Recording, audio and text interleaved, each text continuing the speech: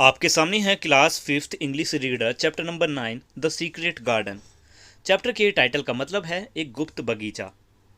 और कहानी को शुरू करने से पहले इसके इंट्रो को पढ़ लीजिए। यहाँ लिखा है द सीक्रेट गार्डन एक उभरती हुई कहानी है एक छोटी लड़की की। नाम है मैरी लेनॉक्स। माता पिता की मौत के बाद अपने अंकल मिस्टर क्रेवन के साथ वो रहने के लिए आई है। मैरी एक अकेली और बेरुखे स्वभाव की लड़की है, लेकिन उसका स्वभाव तब बदलता है जब उसे अपने अंकल की इस हवेली में एक सीक्रेट गार्डन मिलता है। तो शुरू करते हैं कहानी को। मिसलवेद ये एक जगह है। मिसलवेद की हवेली में पहले दिन मैरी को अकेलापन और घबराहट महसूस हुई।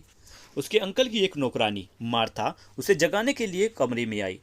मार्था बड़ी ही दयालु और खुशमिजाज महिला थी, लेकिन मैरी उसको पसंद नहीं करती थी क्योंकि कभी भी मार्था उसके कपड़े पहनने में मदद नहीं करती थी और ऐसा काम अपने आप खुद करने के लिए कहा करती थी। मैरी एक बिगडैल और गुस्सेल स्वभाव की लड़की थी, जिसे ऐसे नौकरों की आदत थी जो उसका काम उसके कहने पर करे, और अक्सर वो अपने आसपास के लोगों को डांटा करती थी। मार्था मार्था को लगता कि मैरी एक अजीब और निर्दयालु बच्ची है, लेकिन साथ ही मार्था को मैरी पर दया भी आती थी।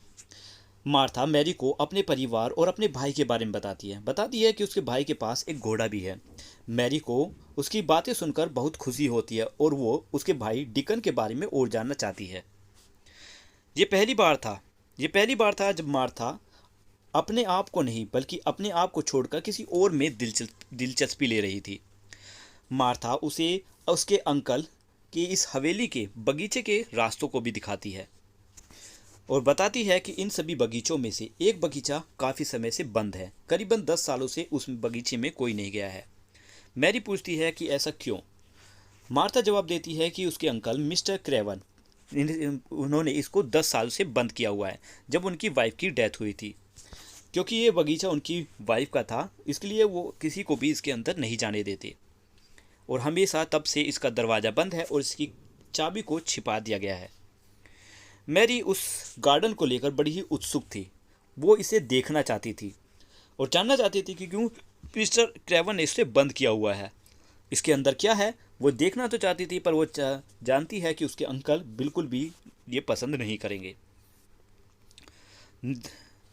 थोड़ी सी दुखी होकर वो सोचती है, लोग ना तो मुझे पसंद करते हैं ना मैं लोगों को। इसके बाद वो उस बगीचे को ढूंढने के लिए निकल जाती है। वो एक पक्षी को देखती है जिसके लाल रंग के पर थे।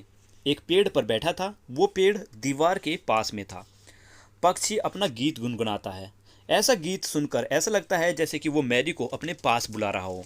मैरी जो पहले दुखी थी, अब पक्षी की इस गीत को सुनकर पहले से ज़्यादा बेहतरीन महसूस कर रही थी। मैरी ने सोचा कि शायद ये पक्षी उस सीक्रेट गार्डन में रहता है और उस गार्डन के बारे में सब कुछ जानता है। मैरी ने अगले कुछ दिन उस बगीचे में टहलकर गुजारे। उस मतलब पास वाले बगीचे में टहलकर गुजारे। उसकी इच्छा थी कि वो उस छिपे हुए बगीचे में जाए, पर लेकिन कोई किसी को भी उसकी चाबी के बारे में नहीं पता था। एक दिन मैरी ने उस छोटे रोबिन पक्षी को दीवार के पास बैठे हुए देखा। वहाँ पर धरती पर नीचे कुछ चमक रहा था पक्षी के पास। उसने झुककर उसे देखा कि वहाँ पर क्या है। तभी उसे वहाँ पर उसकी एक चाबी दिखाई दी। ये चाबी थी उस गार्डन की, उस बगीचे की जो काफ़ी समय से गुप्त रखा गया है। मैरी रोमांच से भर गई और वो उस दरवाजे को खोजने लगी जो शायद दीवार के पीछे किसी बेलों से ढका हुआ है। अचानक एक तेज हवा चली और सभी प्लांट्स दीवार से एक साइड हो गए। मैरी को दरवाज़ा दिखाई दिया। उसने चाबी को की होल में डाला और दरवाजे को धीरे से खोला। उसने पहले अंदर बढ़ने से पहले इधर उधर देखा कि कोई उसे देख तो नहीं रहा है और फिर अपना पहला कदम अंदर रखा। अंदर रखते ही उसे अपनी आंखों पर विश्वास नहीं हुआ कि आखिरकार वो उस सीक्रेट गार्डन के अंदर खड़ी थी। ये गार्डन थोड़ा अजीब था। मैरी ने ऐसा गार्डन कभी पहले नहीं देखा था। ये तो बिल्कुल ऐसा था जैसे परियों की कहानी में होता है। इसके पास चारों तरफ बड़ी बड़ी दीवारें थी। सभी प्लांट ब्राउन कलर के थे और कुछ उसमें से मरे हुए लग रहे थे। ऐसा लग रहा था ये मर चुके हैं क्योंकि सर्दियों का समय ख़त्म हो चुका था। और यहाँ के पेड़ भी बहुत मोटे मोटे थे और घने थे। 10 सालों से ये बगीचा बंद था, शायद इसलिए। और ये जगह बड़ी ही उजड़ी हुई लग रही थी। उसने धीमे से बोला, कितनी शांति है यहाँ। यहाँ तक कि जो रोबिन पक्षी था पेड़ पर बैठा हुआ हिल नहीं रहा था अपनी जगह से।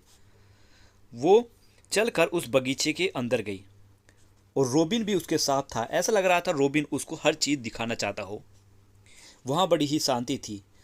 उसे ऐसा महसूस हो रहा था जैसे वो अपने अंकल की उस घर से बहुत दूर आ चुकी है।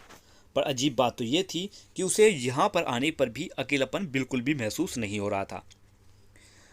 उसे अपनी ही खुद की एक दुनिया मिल चुकी थी। वो उस बगीचे में टहली।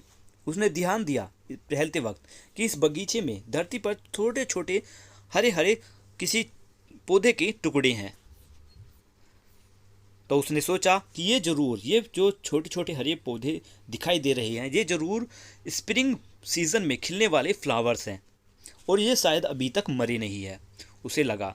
मैरी ने सोचा, मैरी को ये बगीचा पाकर बहुत खुशी हुई। वो इतनी खुश थी कि उसने पहले के मुकाबले आज वो बहुत ज़्यादा खाना खाया और ये देखकर उस नौकरानी मार्था बहुत ज़्यादा हैरान हुई। इतने अच्छे दिन के बाद अब मैरी रोज़ उस बगीचे में जाया करती, वहाँ पर काम करती, जैसे बेकार पेड़ों को उखाड़ना, बेकार पौधों को उखाड़ना, कटिंग करना, सफाई करना, ये सब चीज़ें। वो बगीचे के देखभाल के बारे में ज़्यादा कुछ नहीं जानती थी। फिर भी वो मार्था से बगीचे में काम करने वाले औजारों की मांग करती है। वो कहती है कि क्या उसे बगीचे में काम करने वाले जो औजार हैं वो मिल सकते हैं। हालांकि मैरी ने मार्था को इस बारे में नहीं बताया कि उसे वो सीक्रेट गार्डन मिल गया है। मार्था ने अपने भाई डिकन को मैरी के लिए टूल्स लाने के लिए कहा, औजार लाने के लिए कहा, और इस तरीके से मैरी और डिकन के बीच मुलाकात हुई। डिकन भी एक अच्छा एक दयालु लड़का था, फ्रेंडली था और 12 साल की उसकी उम्र थी। वो पक्षियों और जानवरों से बातें कर सकता था। उसने हंसकर मैरी के साथ बातचीत की, ऐसे जैसे कि वो उसे पहले से ही जानता है और उसे पसंद भी करता है। उसने बताया कि उसके पास जानवर भी हैं, वो जानवर भी हैं जानवर हैं, और साथ ही बगीचे में उसके साथ काम करने की पेशकश भी की कि वो उसके बगीचे में मदद करेगा। मैरी को डिकन बहुत पसंद आया, इतना पसंद आया कि उसने उस गुप्त बगीचे को डिकन को दिखाया और उससे प्रॉमिस भी लिया कि वो इस सीक्रेट गार्डन में किसी और को ना बताए। वो उसे अंदर ले गई और सभी पेड़ पौधे दिखाए। डिकन ने मैरी से कहा कि अगर हम मेहनत करें तो हम यहाँ पर रोज़ के जो ट्रीज़ हैं उनको बचा सकते हैं, क्योंकि रोज़ के जो ट्रीज़ हैं वो बाहर से तो ऐसे लग रहे हैं जैसे मर चुके हैं, पर लेकिन अगर तुम अंदर देखोगे तो वहाँ पर तुम्हें पता चलेगा कि ये अभी भी अंदर से ज़िंदा है, क्योंकि इनका अंदर का पार्ट अभी भी हरा है। अब दोनों मैरी और डिकन दोनों मिलकर अपना ज़्यादातर समय स्प्रिंग के सीज़न में अपना ज़्यादातर समय उस बगीचे में बिताते। यहाँ पर उन्होंने क्या किया, बीज बोए, पूरे दिन काम किया। छोटे रोबिन ने भी उनकी इस काम में मदद की। एक सुनहरे और धूप वाले दिन उन्होंने बगीचे में देखा, हर पौधे हर जो ग्रीन ग्रीन जो हरे हरे रंग के जो टुकड़े थे अब वो फ्लावर्स में बदल चुके थे। रोसेस भी अब ऐसा लग रहा था जैसे गुलाब के जो फूल हैं उनमें भी जीवन आ चुका है। हर एक प्लांट जो वहाँ पर दीवार पर निकल रहा था वो हरा रंग का हो चुका है। बाद में समर के समय शायद ये फ्लावर्स और खिलेंगे और यहाँ पर नए प्लांट्स निकलेंगे। बगीचा अब पहले से ज़्यादा सुंदर और खिला खिला लग रहा था। ऐसा लग रहा था जैसे इस बगीचे की हर चीज़ में जान आ चुकी हो। काफ़ी समय तक कड़ी मेहनत करने के बाद भी मैरी को थोड़ी सी भी थकावट महसूस नहीं हुई। ऐसा लगा जैसे इस बगीचे और इस धरती की सुगंध ने शायद उसमें एक ताकत भर दी हो। छोटी बच्ची ने इस छोटी बच्ची ने अपने सॉरी हाँ तो ये छोटी बच्ची जो अपने अंकल के घर यहाँ पर रहने आई थी, पहले तो एक बेरुखे स्वभाव की लड़की थी, गुस्सेल थी, बिगड़ैल थी, पर लेकिन अब ये एक नए इंसान में बदल चुकी थी। मैरी अब पहले से ज़्यादा स्वस्थ और खुश रहने लगी थी, क्योंकि वो अपना ज़्यादातर समय उस बगीचे में बिताती थी। उसने जल्दी ही बहुत से लोगों से दोस्ती कर ली, जैसे डिकन, मार्था और बेन जो कि एक गार्डनर है। ऐसा लगा जैसे उस बगीचे की सुंदरता, सुख और शांति ने जो उस बगीचा उसने पाया है, इस बगीचे की सुंदरता, सुख और शांति ने उसके अतीत के दुखों और तकलीफ़ों को जैसे मिटा दिया हो। वो लड़की जो पहले कभी अपने बारे में ही सोचती थी, अब वो दूसरे लोगों की मदद करने के बारे में भी सोचती है।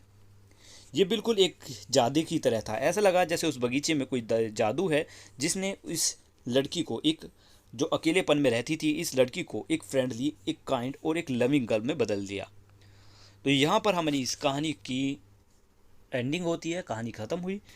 स्टोरी का एक्सप्लेनेशन कैसा लगा इस बारे में कमेंट में लिखकर ज़रूर बताएं। अगर स्टोरी आपको थोड़ी सी भी अच्छी लगी है तो लाइक ज़रूर करना। मिलते हैं नेक्स्ट वीडियो में। Bye bye.